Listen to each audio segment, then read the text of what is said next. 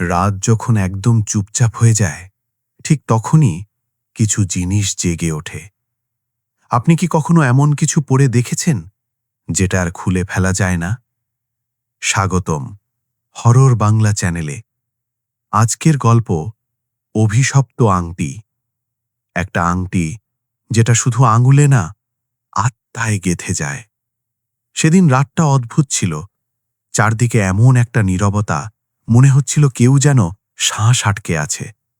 আমি একা পুরনো জিনিসপত্র ঘাঁটছিলাম। দাদুর রেখে যাওয়া একটা কাঠের বাক্স, যেটা কেউ কোনোদিন খুলতে সাহস পায়নি।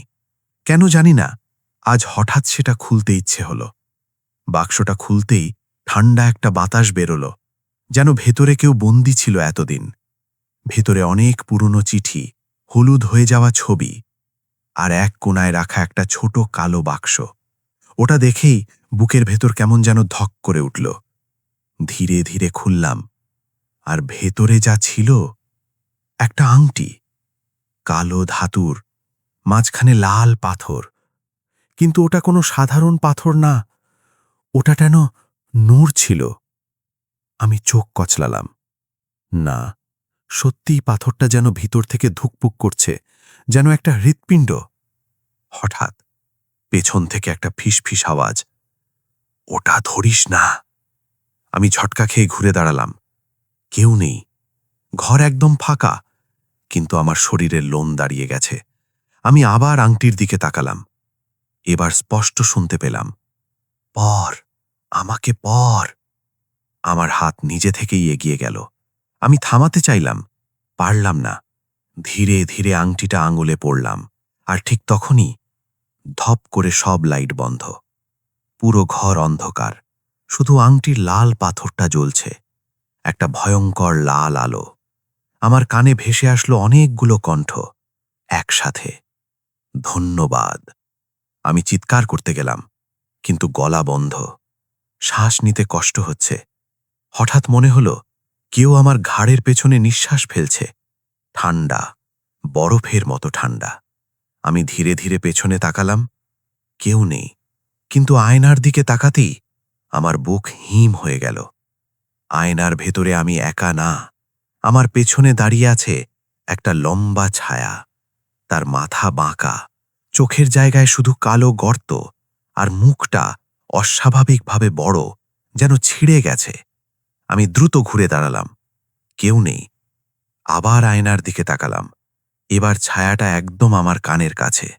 সে ফিসফিস করে বলল, এখন তুই আমার শরীর। হঠাৎ আমার হাত নিজে থেকেই নড়তে শুরু করল। আমি থামাতে পারছি না। আমার আঙুলগুলো শক্ত হয়ে যাচ্ছে, আংটিটা মাংসের ভেতরে ঢুকে যাচ্ছে। আমি যন্ত্রণায় চিৎকার করলাম, কিন্তু শব্দ বেরোল না।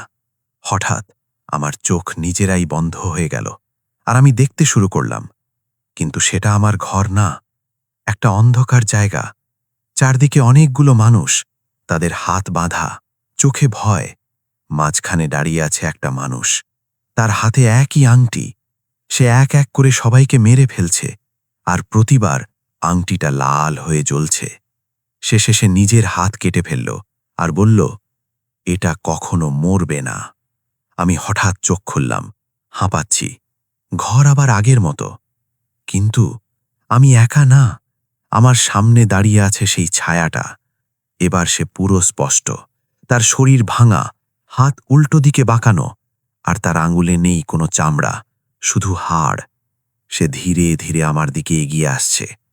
ঠক ঠক ঠক, তার পায়ের শব্দ পুরো ঘরে প্রতিধ্বনি করছে।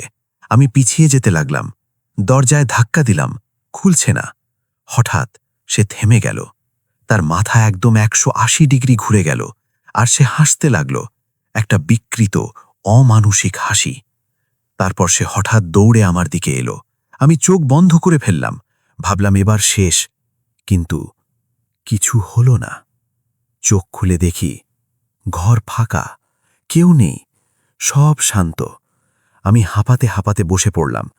সব সব কল্পনা, নিজেকে বোঝানোর চেষ্টা করলাম। কিন্তু তখনই আমার ফোনটা নিজে থেকেই অন হয়ে গেল। স্ক্রিনে একটা ভিডিও চালু হলো। আমি তো কিছুই চালাইনি। ভিডিওতে দেখলাম আমি ঘুমোচ্ছি, ঠিক এই ঘরেই। কিন্তু আমার পাশে বসে আছে সেই ছায়াটা। সে ধীরে ধীরে আমার দিকে ঝুঁকছে আর ক্যামেরার দিকে তাকিয়ে বলল, এখনো বুঝিস নাই? হঠাৎ ভিডিওর আমি উঠে বসলাম, কিন্তু আমার চোখ পুরো কালো। আমি ভিডিওর ভেতর থেকে হাসলাম আর বললাম, আমি এখন 2 জন। ভিডিওটা বন্ধ হয়ে গেল। আমার হাত কাঁপছে। আমি আয়নার দিকে তাকালাম, আর যা দেখলাম, আমি একা না। আমার পাশে দাঁড়িয়ে আছে আর একটা আমি। একই চেহারা, কিন্তু তার চোখ কালো, আর সে ধীরে ধীরে হাসছে। সে আমার কানে ফিসফিস করে বলল, আজ রাতটা শেষ না। ঠিক তখনই আমার আঙুলের আংটিটা আবার জ্বলতে শুরু করল, আর আমি অনুভব করলাম আমার শরীরের ভেতরে কেউ নড়ছে। আপনি কি বুঝতে পারছেন?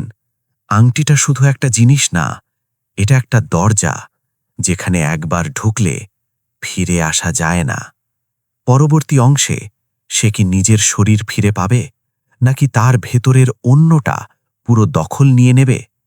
জানতে হলে সাবস্ক্রাইব করুন হরর বাংলা।